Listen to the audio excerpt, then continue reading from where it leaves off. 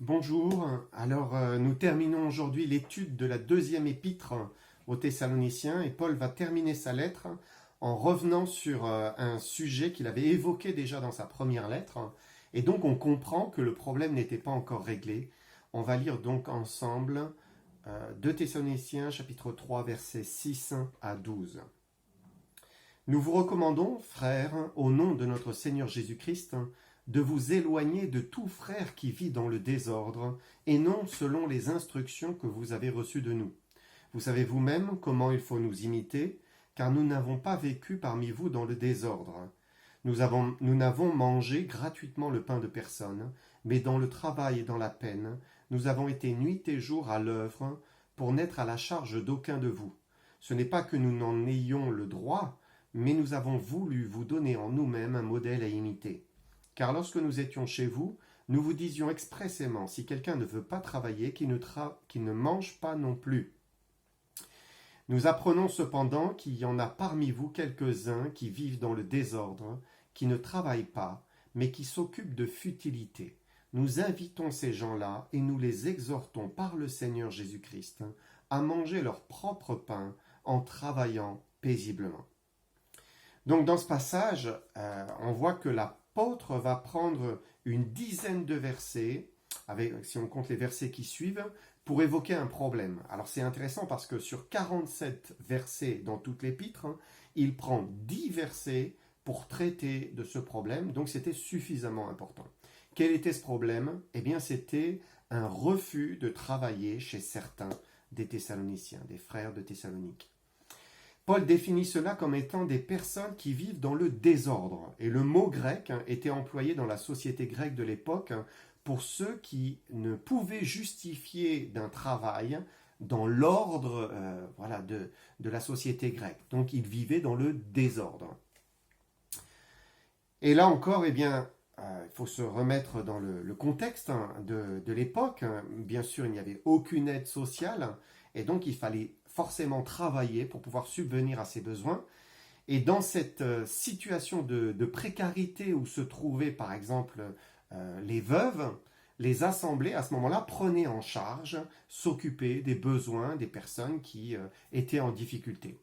Et la charité chrétienne faisait que quelqu'un n'était pas laissé sur le côté. S'il y avait un besoin, un manque de nourriture, le besoin d'un toit, de vêtements, à ce moment-là, les assemblées aidaient.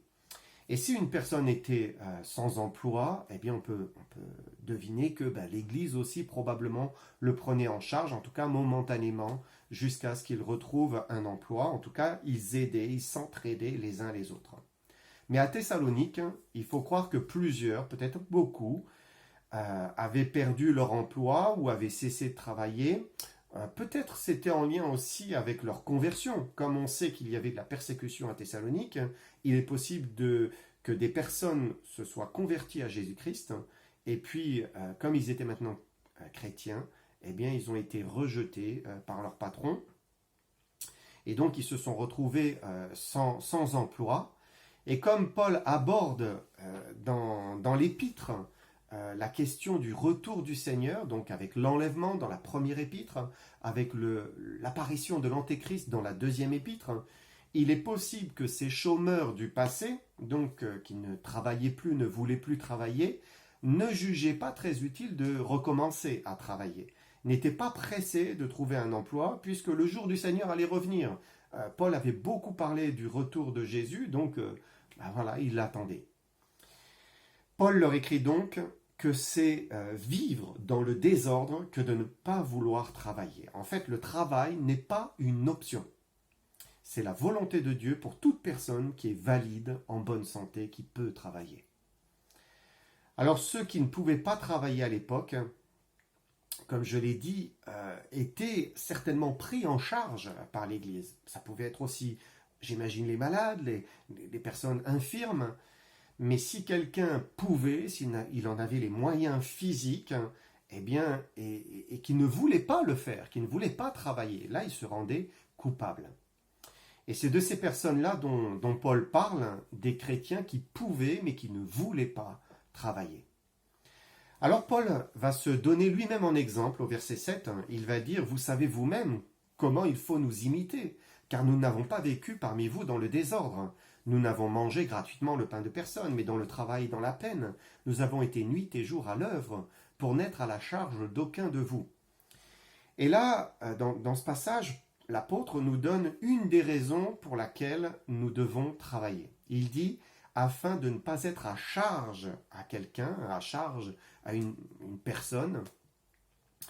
Et Dieu ne veut pas que notre vie dépende du revenu des autres. Et si l'entraide chrétienne, c'est légitime, c'est normal, c'est même la volonté de Dieu, ça ne peut pas être un mode de vie pour celui qui en est au bénéfice. Et il y a des chrétiens qui vont d'église en église et qui profitent de la générosité de ceux qui travaillent. Et je vous en parle par expérience, puisque après des années de ministère, eh bien j'en ai rencontré, pas qu'une, plusieurs, qui vont d'église en église et qui souvent phagocytent et profitent des églises. Parfois, ils connaissent même très bien la Bible. Alors, ils vont vous culpabiliser de ne pas les aider, de ne pas aider un frère, une sœur. Maintenant, il faut se souvenir de ce passage de Thessalonique. Vivre au crochet de n'importe quelle assemblée, sans aucune volonté de travailler, c'est vivre dans le désordre. C'est ce que Dieu nous dit ici, et ce n'est pas du tout ce que Dieu attend de ses enfants. Même l'apôtre Paul a travaillé pour faire des temps. Pourquoi ? Parce qu'il ne voulait pas donner un prétexte aux églises qui auraient pu l'accuser de chercher du profit. Comme on accusait l'apôtre de toutes sortes de choses, on aurait pu dire, en fait, il est cupide. Alors quand il en a eu besoin, plutôt que d'attendre et de réclamer, de demander des dons, il s'est mis à travailler. Et c'est là qu'il a fait des tentes à Corinthe, en demeurant chez Aquilas et Priscille. Maintenant, ça ne remet pas en question qu'un serviteur de Dieu puisse être salarié. Au contraire, tout travail mérite salaire, c'est ce que dit la parole encore. Et c'est ce que Paul dit au verset 9, il dit « Ce n'est pas que nous n'en ayons le droit, mais nous avons voulu vous donner en nous-mêmes un modèle à imiter. » Et donc c'est légitime de recevoir un salaire, mais Paul ne voulait pas ici qu'il y ait un prétexte pour qu'on l'attaque. Alors il travaillait, et en même temps il voulait être un modèle pour chacun, comme quoi le travail est nécessaire, c'est une bonne chose et il faut travailler. Ensuite, Paul donne une deuxième raison pour laquelle il faut travailler. Il dit « afin de mériter sa nourriture ». Verset 10, « Car lorsque nous étions chez vous, nous vous disions expressément, si quelqu'un ne veut pas travailler, qu'il ne mange pas non plus. » Et là, Dieu a inspiré l'apôtre pour nous donner un principe. La nourriture est une récompense du travail. Parce que Dieu a établi, dès le commencement, quand vous prenez la Genèse, que l'homme travaillerait 6 jours et se reposerait le 7e jour. Et le travail n'est donc pas une option, il est nécessaire pour pouvoir vivre. Et après la chute, Dieu va dire explicitement, Genèse 3, verset 19, « C'est à la sueur de ton visage que tu mangeras du pain, jusqu'à ce que tu retournes dans la terre d'où tu as été pris, car tu es poussière et tu retourneras dans la poussière. » Le pain est donc pour celui qui peine, celui qui travaille, celui qui sue.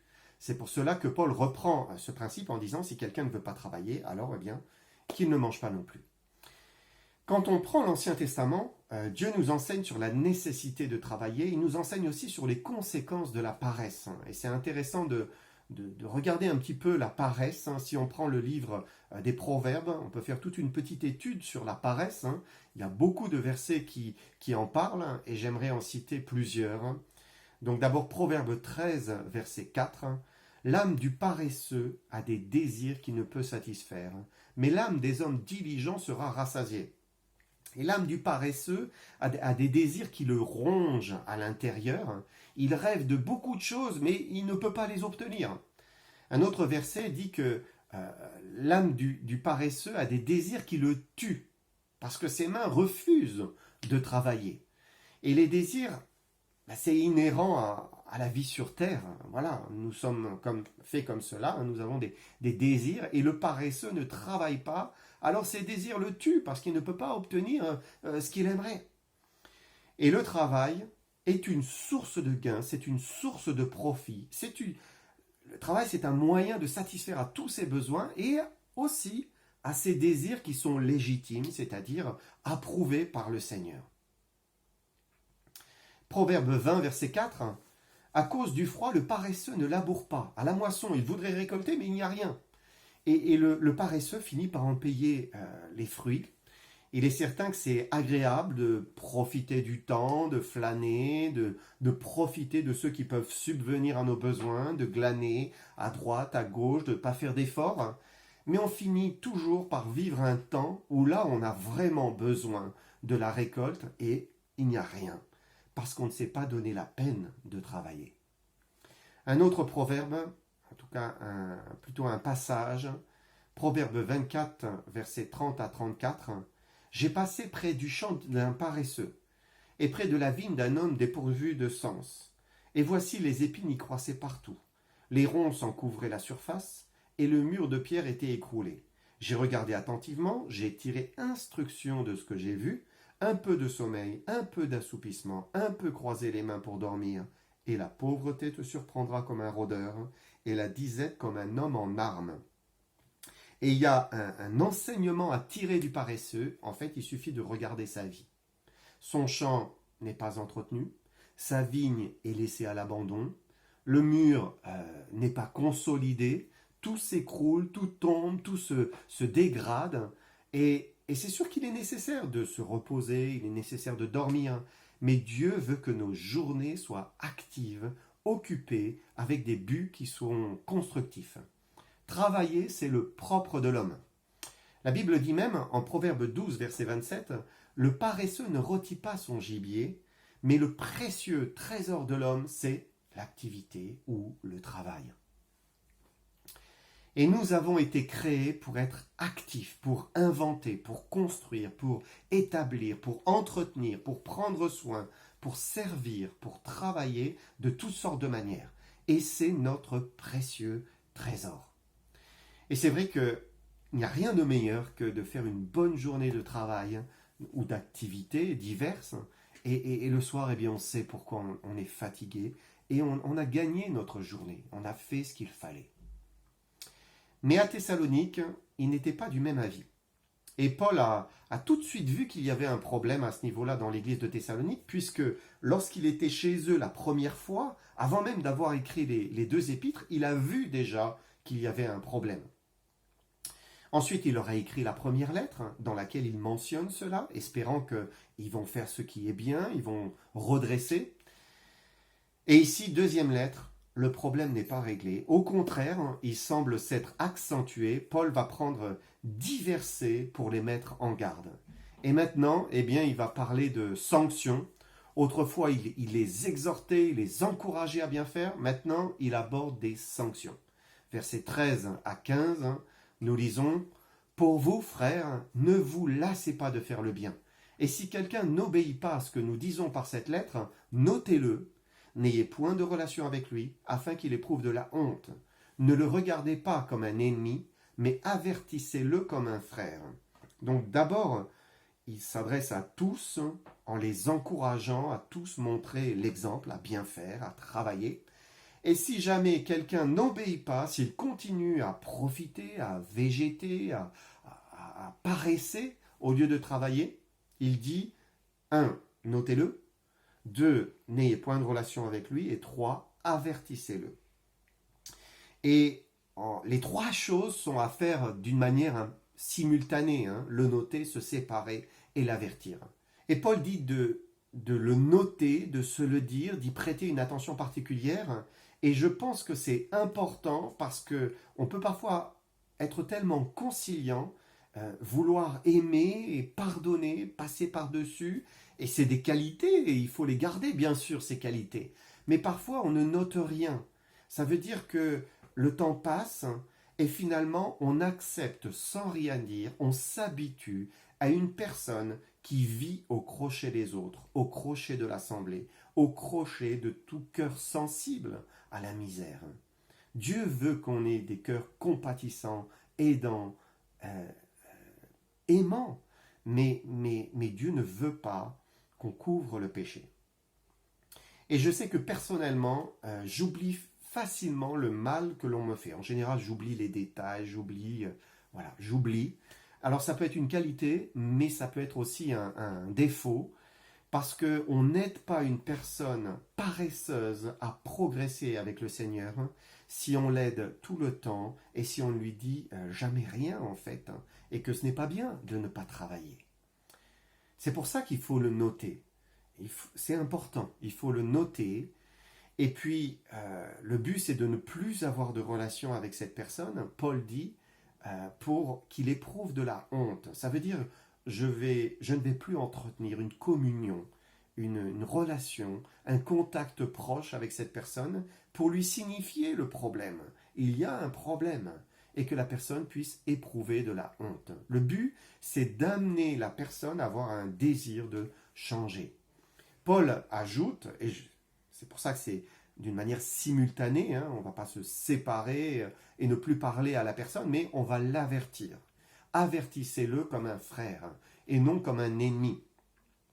Et si Dieu n'aime pas le péché, Dieu aime les pécheurs, il aime le pécheur, et c'est le péché de la paresse et le fait de profiter des autres que l'on rejette chez un frère, et non la personne en elle-même.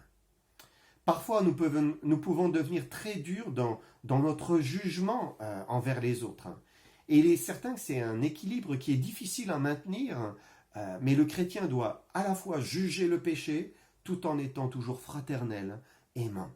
C'est un peu comme un père, je pense, avec son enfant. Le père va juger le péché, mais il aimera toujours son enfant. Et ce n'est pas parce que l'enfant a péché qu'il est rejeté de la famille pour toujours. Dans l'Église, c'est un peu la même chose. On va reprendre, on va corriger, on va instruire, on va discipliner s'il le faut. Mais si quelqu'un tombe, il n'est pas notre ennemi. C'est un frère qui a besoin de se repentir. Donc, le noter, couper ses relations avec lui tout en tout en l'avertissant du pourquoi. Ça a un but pédagogique. Une manière d'enseigner, d'exhorter par la discipline. Alors on ne sait pas si ces frères pique-assiette, c'est le titre de mon message, volontairement un peu provocateur, on ne sait pas si ces frères pique-assiette de Thessalonique se sont finalement repentis. Mais on l'espère, et Dieu nous invite par ce texte, si nous sommes touchés nous-mêmes, nous avons l'impression que voilà, il y a quelque chose qui ne va pas en nous à ce sujet, eh bien, c'est une exhortation à bien faire, à vouloir maintenant, eh bien, travailler de ses mains si on en a la capacité. Paul termine, verset 16, il dit que le Seigneur de la paix vous donne lui-même la paix en tout temps, de toute manière, que le Seigneur soit avec tous. Je vous salue, moi, Paul, de ma propre main. C'est là ma signature dans toutes mes lettres. C'est ainsi que j'écris, que la grâce de notre Seigneur Jésus-Christ soit avec vous tous. Et là, Paul conclut avec l'une de ses salutations habituelles, et il va leur souhaiter trois choses: la paix, la présence du Seigneur et la grâce. Qu'est-ce qu'il faut de plus pour être heureux? Et c'est ici un tout, c'est comme le fruit de l'esprit, c'est un tout. On ne peut pas dissocier vraiment la paix de la présence du Seigneur, ni la grâce de la présence du Seigneur. Quand le Seigneur est là, quand il est en nous, il est avec nous, alors on a tout à la fois. Et c'est ce que Paul ici souhaite, c'est que nous ayons une bonne communion avec le Seigneur, que nous fassions un avec lui, et ainsi on reçoit tout ce qui vient de lui. Alors d'abord, il parle du Seigneur de la paix, c'est ce qu'il dit, que le Seigneur de la paix vous donne lui-même la paix en tout temps, de toute manière. Et les Thessaloniciens, on peut être sûr qu'ils avaient vraiment besoin de cette paix au milieu de toutes sortes de tribulations, comme Paul dit, mais c'est justement cela qui est extraordinaire. Les circonstances peuvent être difficiles, les épreuves peuvent être nombreuses, la souffrance même parfois peut être présente. Jésus est le Seigneur de la paix. Et il nous donne sa paix, une paix qui surpasse toute intelligence et qui garde nos cœurs et nos pensées en lui. C'est ce qu'il fait pour tous ceux qui se confient en lui, pour ceux qui font connaître tous leurs besoins, toutes leurs peines. Je viens à Jésus, je dépose mes fardeaux, je me confie en lui, et lui m'accorde la paix, le repos, la certitude qu'il prend soin de moi. Paul dit ensuite que le Seigneur soit avec tous, et il l'est. Nous savons qu'il est avec nous selon sa promesse, et que nous le ressentions ou que nous ne le ressentions pas. Nous avons cette assurance qu'il est avec nous. Maintenant, c'est certain, c'est un baume quand il nous fait ressentir sa présence. Et c'était peut-être là la prière de Paul, que les Thessaloniciens, au milieu de leurs épreuves, puissent ressentir la présence de Jésus. Et c'est certain, il y a des jours où nous le ressentons, et d'autres où nous le ressentons moins, ou pas vraiment, mais ce n'est pas ça qui doit être le moteur de notre vie. Ce n'est pas parce que nous ne le ressentons pas que Jésus n'est pas là. Et ça, c'est très important à comprendre. Ce qu'il faut faire, c'est maintenir une bonne conscience envers Dieu, envers les hommes. C'est marcher avec lui, se garder dépendant de lui, être sensible à sa voix, demeurer dans la lumière, marcher dans la lumière, comme l'apôtre Jean nous le dit dans sa première épître, hein, c'est-à-dire rester transparent, confesser. Dès qu'il y a la moindre chose, on confesse son péché, on reste dans la lumière. Hein, et si c'est le cas, si nous le faisons, alors eh bien tout va bien. Jésus est là, il est avec nous, aucun doute, que nous le ressentions ou que nous ne le ressentions pas. Enfin, Paul leur souhaite que la grâce de notre Seigneur Jésus-Christ soit avec tous. Et la grâce, c'est immense, c'est plein de choses à la fois. C'est une manifestation de l'amour de Dieu qui coule dans nos cœurs. La grâce, c'est la faveur imméritée. C'est un soutien puissant, divin, gratuit. La grâce, c'est le pardon qui est sans cesse renouvelé. La grâce, c'est ce qui élève un pécheur au rang de fils, de fille de Dieu, adopté et aimé du Père. La grâce est tellement importante que Paul la souhaite, il la demande, il la réclame pour les chrétiens à la fin de chacune de ses épîtres. L'apôtre Pierre en fait autant. L'apôtre Jean le demande à la fin d'une de ses épîtres aussi. Ça veut dire que presque toutes les épîtres se terminent avec ce souhait que Dieu puisse donner en abondance sa grâce à ses enfants. Parce que sans la grâce de Dieu, c'est impossible de vivre la vie chrétienne. C'est impossible d'être ce que Dieu veut que nous soyons. C'est impossible de se relever chaque fois que nous tombons. C'est impossible même de tenir debout. Et la grâce de notre Seigneur Jésus-Christ, c'est ce qui nous a saisis lorsque nous avons cru, et c'est ce qui va nous tenir jusqu'à la fin. Nous en avons besoin chaque jour de notre vie. Alors je termine avec le même souhait pour chacun qui a écouté jusqu'ici. Que la grâce de notre Seigneur Jésus-Christ soit avec vous, soit avec tous. Amen.